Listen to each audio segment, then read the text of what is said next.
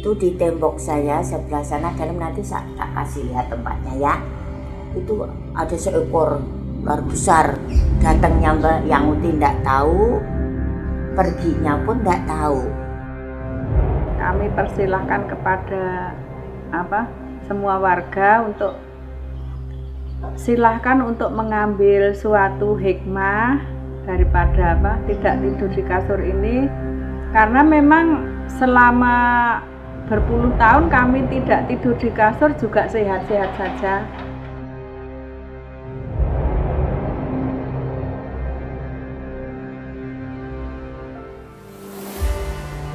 Sleman adalah kabupaten di daerah istimewa Yogyakarta. Sleman dikenal dengan keanekaragaman kesenian dan budayanya, seperti kesenian jadilan, kirab budaya, upacara-upacara adat, dan beberapa pantangan yang masih dipercayai sampai saat ini. Salah satunya adalah Dusun Kasuran. Warga di Dusun Kasuran memiliki pantangan untuk tidak tidur di kasur kapas dari pohon randu.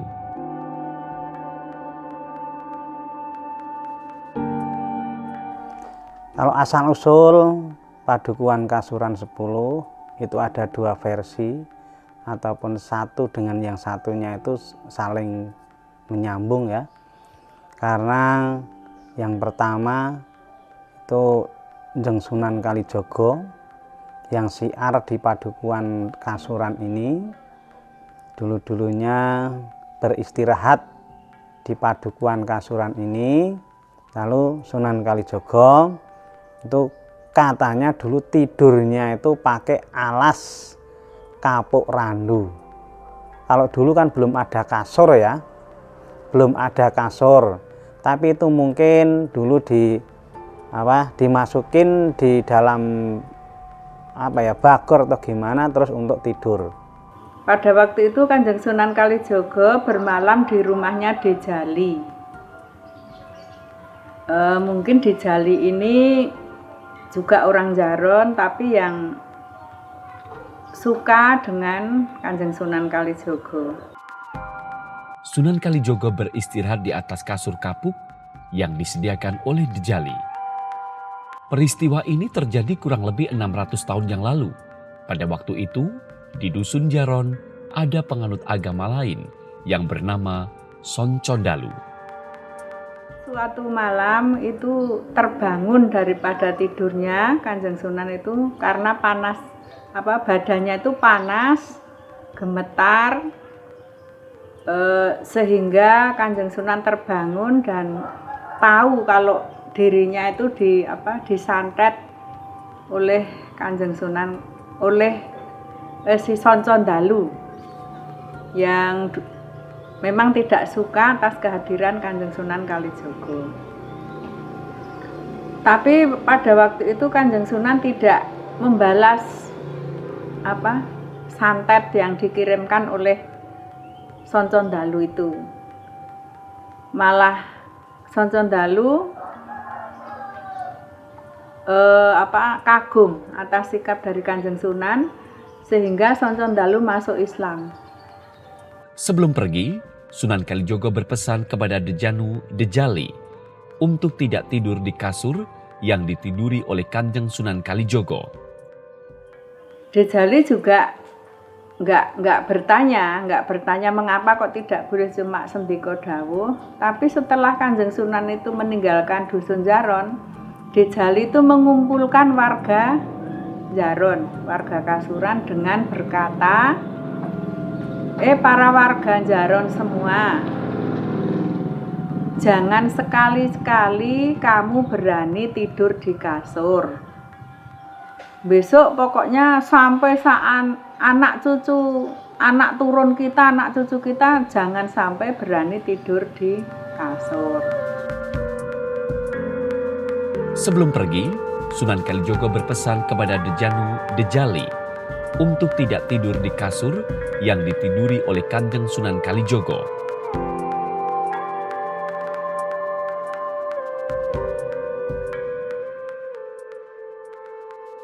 Yang kedua, karena itu berkesinambungan, ya, berkesinambungan sama Pangeran Diponegoro. Jadi peperangan Pangeran Diponegoro. Karena di situ juga di petilasan Sunan Kalijaga itu terjadi peperangan Diponegoro waktu itu.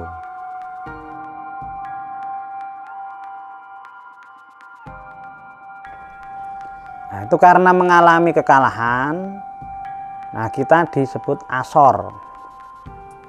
Asor itu kekalahan, asor itu bahasa Jawa, sedangkan kekalahan kan bahasa Indonesia ya. Nah itu. Jadi asal mulanya itu asor. Jadi kata dasar asor menjadi kasoran. Terus mungkin digabungkan menjadi satu sama Sunan Kalijaga yang tidurnya memakai kasur kapuk randu. Nah setelah itu lalu dinamakan kasuran. Jadi ada hubungannya peperangan Diponegoro sama Sunan Kalijaga.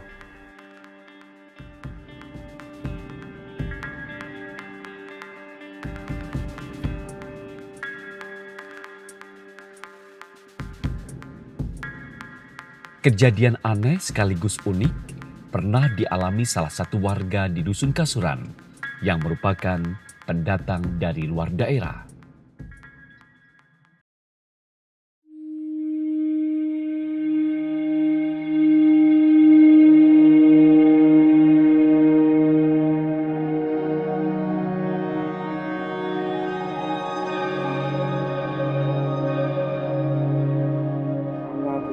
Dulu ya, yang Uti itu dulu sama yang aku tugas di Jakarta.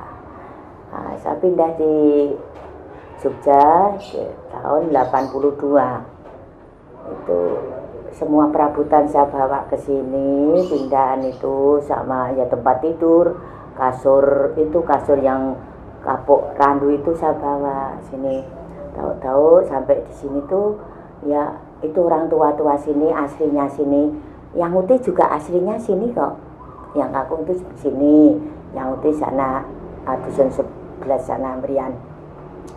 Tuh dikasih tahu, Bu, kalau di sini ndak ada yang tidur di kapuk kasur randu.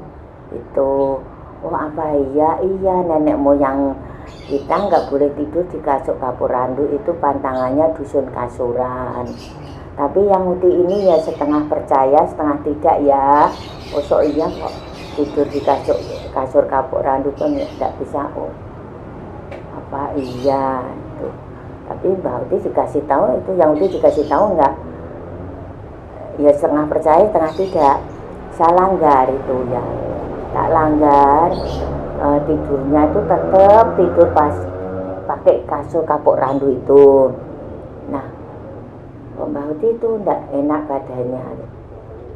Kira-kira waktu itu jam 11 siang. Ya gini hari masih entaran sebentar ya. Jam 11 siang itu selesai masak. Yang Uti di rumah sendiri itu lagi maemnya itu lenggah di dingkle itu loh, dijedok itu madep ke timur. Terus yang Uti itu tengok ke belakang gini ya. Itu di tembok saya sebelah sana dalam, nanti tak kasih lihat tempatnya ya. Itu ada seekor ular besar datangnya Mbak, yang Uti tidak tahu, perginya pun tidak tahu. Itu astagfirullah, ini tadi apa ya Allah, begitu besar sekali di tembok, menjalar di tembok gitu kan. Lama-lama sakit seminggu, 2 hari, 21 hari, sampai 40 hari sakitnya. Yang Uti itu sakit 40 sampai 40 hari. Tidurnya itu yang Uti itu enggak bisa miring ke kanan, enggak bisa miring ke kiri.